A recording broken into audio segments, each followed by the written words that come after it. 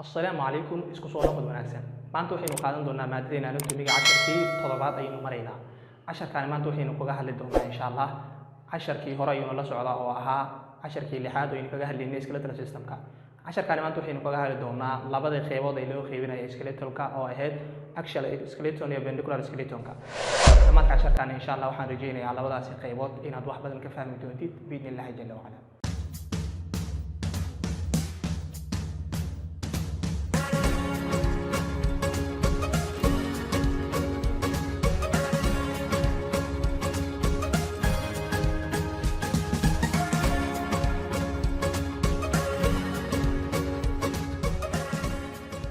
lafaha loo yaqaano axial skeletonka lafahani waxay ka kooban yihiin lafta madaxa oo loo yaqaano skull laf dhabarta oo iyadana loo yaqaano vertebral column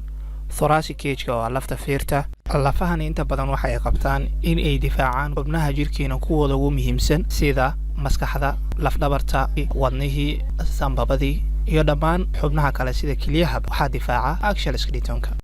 appendicular skeletonka lafaha loo yaqaan iyagana waxa ugu muhiimsan inaynu ku ogaano inay u qaybsamaan upper limbs lower limbs oo ah dhibanka kore iyo dhibanka hoose pelvic gild oo ah miskaha ama moxoga iyo laftaani loo yaqaano shoulder gild labadaas laf oo loo yaqaano shoulder gild ama pectoral gild oo soo hoosgala iyagana appendicularka labadana qaybsan ee u kala baxaan skeletal systemka oo ah axial iyo appendicularba guud ahaan markii la isku geeyo waxa ay noqdaan 206 lafood aadmi kastana jirkiisa waxa uu ka kooban yahay 206 lafood haddaba aynu kala qaybino 206 anagoo u kala qaybin doono axial imisaan appendicular fiidiyoga soo socdo si fiican u daawo si aad u ogaatid qaybsankaas okay labada qaybood ee loo qaybiyo skeletal systemka waxaynu sheegnay inay ka kooban yihiin 206 waxaad maqashaa mar kasta in lafaha bini'aadamka ay ka kooban yihiin 206 mar ma xisaabaysa marka xisaabta aynu sheegno marka inta aynu ku cadeyn doonaa skeletal system waxaynu u qaybinay laba oo ah axial skeleton iyo appendicular skeletonka axial skeletonka marka waxa uu ka kooban yahay 80 lafood halka kuwan ay ka kooban yihiin 226 lafood no 226 lafood afwan 226 lafood ayuu ku kooban yahay total markaynu 80 ku darno 226 waxa inoo soo baxayso 206 lafood okay maxay kaliya marka axial boneska inta badan waxa ay u qaybsamaan thoracic bones labo waxa kale oo ku jiro skull bones waxa kale oo ku jiro walaal mustacaan mid kale oo ah yana vertebral column iyo vertebral column saddexdaani waxa ay ka mid yihiin axial boneska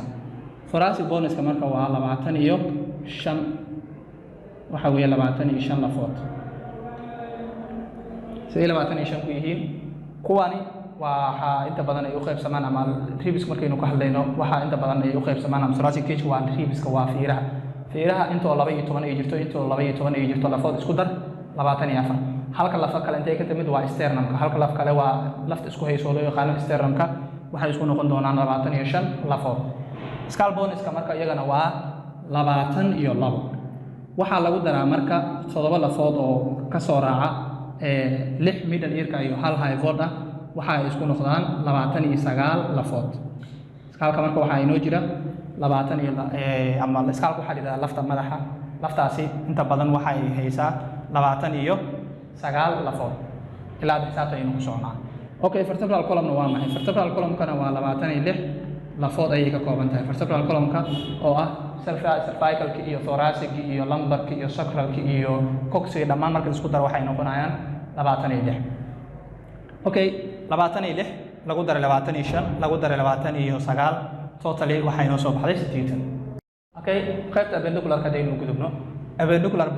skeletonka waxa ay ka kooban tahay waxa inta dheri waa 226 lafood intee ku timid horta waxay ka kooban tahay appendicularka lafa loo yaqaano pectoral gildiga waxa lagu tiriyaa ama lafahan scapulka iyo clavicle waxa lagu tiriyaa appendicular skeletonka marka waxay ka kooban tahay upper limbs oo ah lafaha kore waxay u kala baxaan ama ay ka kooban yihiin 60 lafood lower limbiskana waa iyagana sidoo kale 60 lafood. Okay,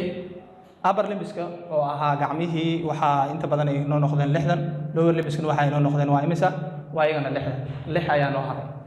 6 haddii lagu daro waa 120 anaguna waxaan sheegnay 126 waxa ay noo haray marka 6 lafood. afar ka mid ah waxa ay noqon doonaan pectoral gill ama shoulder gill waa loo yaqaanaa pectoral gill ama shoulder gill waa loo yaqaanaa iyagana waa imisa 4 lafood. 2 laf ayaa inoo haray. labadaas laf inoo harayna waa kuwe waa pelvic bone ama pelvic gill bones iyagana waa imisa waa 2 lafood. marka 60 upper limbs ee lower ko iyagana 60 lagu daray 4 oo ah pectoral gill iyo 2 oo ah pelvic gill waxay isku noqon doonaan tira ah 126 haddaynu ku darno 80 kaani waxa ay noqon doontaa 206 lafood waana lafaha aadmiga. conceptiga aynu in rabnay inaynu ku darno intaan ayay ahayd.